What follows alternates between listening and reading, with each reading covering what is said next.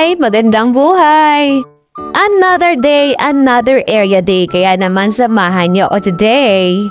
Bago mo nga salubungin ang haring araw sa labas, ay maglalagay muna tayo ng ating sunblock sa face. Skincare ba, B? Para hindi naman masyadong masunod ang ating Pesla boom. Kasi B, pag hindi ka nag-skincare o hindi ka nag-sunblock, pag uwi mo sa inyo mamayang hapon, kuha ka ng sunog na turon. After nga ng ating inemi-eming skincare, ay sumakay na rin ako sa jeep. Dito ko favorite sumakay sa may unahan, as in B. Ayaw, di ma! Dito kasi sa harapan, wala ang katabi, tsaka wala rin maikidismiss pag may kachat ka. Eme! Aminin nyo, pag nasa jeep kayo at meron kayong katabing nagse-cellphone, hindi nyo maiwasang hindi mapatingin at hindi basahin kung sino kausap ng katabi nyo.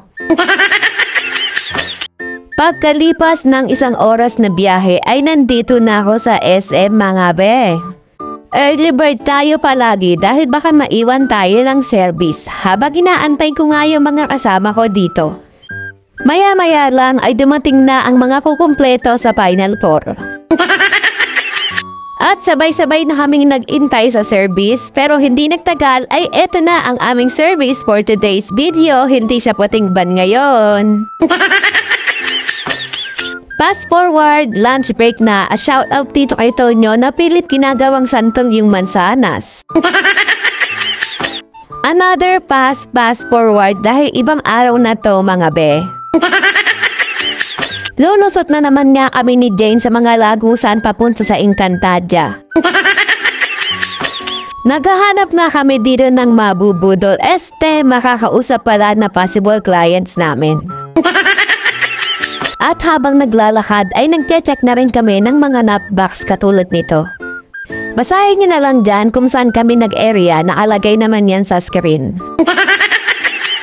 Nag-iiwan na lang kasi kami minsan ng flyer sa labas kapag wala kaming makitang tao sa labas or di kaya naman ay kapag wala talagang tao sa bahay. At habang naglalakad kaming dalawa na Jane, siguro mga 5 buhay yung nasira namin. Charot! Nag-uusap kami dalawa dyan kung ano ba yung best way para maarami kami ng benta today. Wow! At fast forward, hindi na namin namalaya ng oras, hapon na pala, uwian time na at kita niya naman, pangit ang panahon ngayon. Kaya naman, maraming salamat sa inyong panonood!